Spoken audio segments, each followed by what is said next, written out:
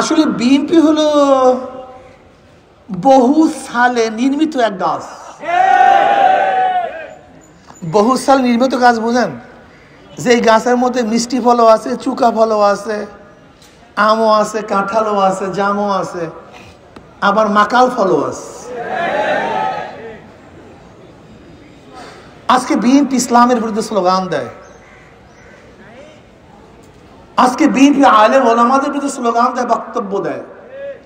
আপনি কি জানেন বিএনপিকে দীর্ঘদিন পর্যন্ত কারা ভোট দিয়েছিল, কারা সাপোর্ট করেছিল?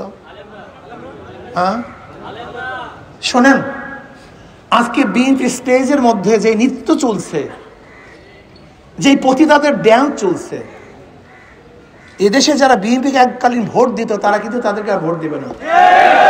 লিখে রাখেন, এত সহজ না। এদেশের ভোট কোন পন্থী ভোট? একটা হলো ডানপন্থী ভোট আর একটা বামপন্থী ভোট। এদেশের ভোট দুই ভাগে বিভক্ত, একটা হলো ভারতপন্থী ভোট আর একটা হলো ভারতের বিপক্ষের ভোট।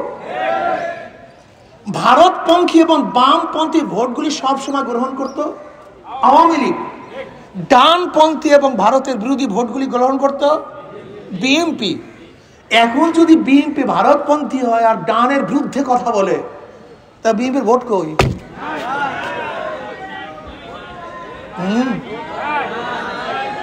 বুঝতে পারে হুজুর, অনেক যে লোক দেখি, অনেক লোককে সাপোর্ট করতে দেখি, এরা হলো উড়ে জুড়ে বাঙালি,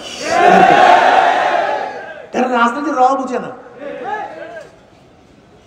আমি তো দেখতেছি বিএনপির সমস্ত নিচের ছিদ্র সব শেষ, এখন ডোবা বাকি, যতটুকু সময় লাগে।